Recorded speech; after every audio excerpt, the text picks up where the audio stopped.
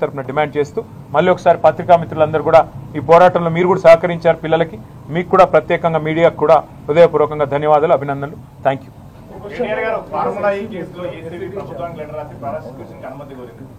నేను ఇప్పటికో 10 సార్లు చెప్పినా మళ్ళీ చెప్తున్నా అదో లొట్ట piece case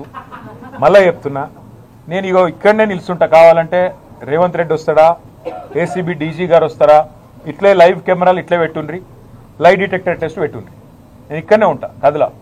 lie detector test పెట్టుండ్రి దూద్ కా దూద్ పానీ కా పానీ అరే నేను చెప్తూనే ఉన్నా హైదరాబాద్ ప్రతిష్ట పెంచేదానికి తెలంగాణ ప్రతిష్ట పెంచేదానికి ఎస్ బరాబర్ ఆ రేస్ ఇక్కడ కొనసాగాలి మొదటి సంవత్సరం బ్రహ్మాండంగా జరిగింది ఇంకా 3 ఏళ్ళు ఇక్కడనే ఉండాలి హైదరాబాద్లో మొబిలిటీ వ్యాలీ రావాలి హైదరాబాద్లో పరిశ్రమలు రావాలి మా పిల్లలకు ఉద్యోగాలు రావాలి ఒక sunrise sector sustainable mobility అనేది ఈవీస్ అనేది ఎలక్ట్రిక్ వెహికల్స్ అనేది ఒక ఎదుగుతున్న రంగం ఆ రంగంలో ప్రోత్సాహకాలు ఇచ్చి పరిశ్రమ ఇక్కడ వేళ్ళూనుకోవాలంటే ఈ రేస్ను ఒక ఆకర్షణగా పెట్టి దాని చుట్టూ పరిశ్రమను విస్తరించేలాగా చేయాలనేది ఒక ఆలోచనతో మేము ప్రయత్నం చేసినాము నేను స్పష్టంగా చెప్పాను ఒక 45 కోట్లు 46 కోట్లు ప్రభుత్వం నుంచి కట్టాలని ఆదేశం ఇచ్చింది నేనే అని స్పష్టంగా చెప్పాను ఆ 46 కోట్లు ప్రభుత్వం నుంచి ఇక్కడ నుంచి పోయినాయి బ్యాంకు ద్వారానే పోయినాయి అవతల వాళ్ళ దగ్గర ఉన్నాయి రూపాయి ఎక్కడా తారుమారు కాలేదు ఇక్కడ నుంచి పోయిన ప్రతి రూపాయికి అక్కడ లెక్క ఉంటే ఇక అవినీతి ఎక్కడిది అవినీతిని నిరోధించడానికి అవినీతి నిరోధక శాఖ ఎక్కడిది అందులో స్కామ్ ఎక్కడిది మన్ ఎక్కడిది మశానం ఎక్కడిది అందుకే దీన్ని ఒక లొట్టపీస్ కేసు అని చెప్పినా మళ్ళీ చెప్తా ఉన్నా ఏమేస్తారో ఛార్జ్ షీట్లు ప్రాసిక్యూషన్లు జైళ్లు వేసుకోండి నేను లైవ్ టీవీల ముందు మళ్ళీ చెప్తున్నా నాకు ఎంత దమ్ముంటే నేను చెప్పాలి ఈ దేశంలో రాజకీయ నాయకుడు అని చెప్పినాడవే నా మీద ఏమైనా కేసు పెడితే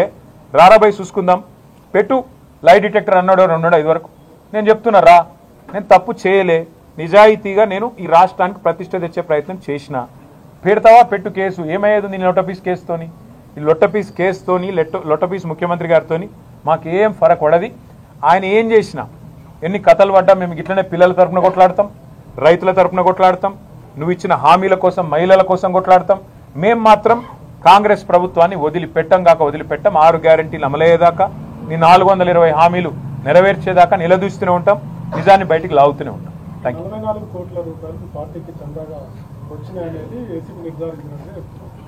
నిర్ధారించినట్టు చెప్తున్నారు అని మీడియా ద్వారా లీకులు తప్ప ఒక్కడన్నా ముందుకొచ్చి మాట్లాడినట్టు ఉన్నాడు ఒక అధికారి ముంగటికి రాడు ఒక మంత్రి ముంగటికి రాడు ఇలాంటి చేతగాని వాళ్ళు లీకుల ద్వారా ఎన్ని రోజులు బతుకుతారు నాకు అర్థం కాదు పెట్టమని కేసు ఇప్పటికి నన్ను 3 సార్లు పిలిచిండ్రు 8 గంటలు పెట్టినరు నేను చెప్పిన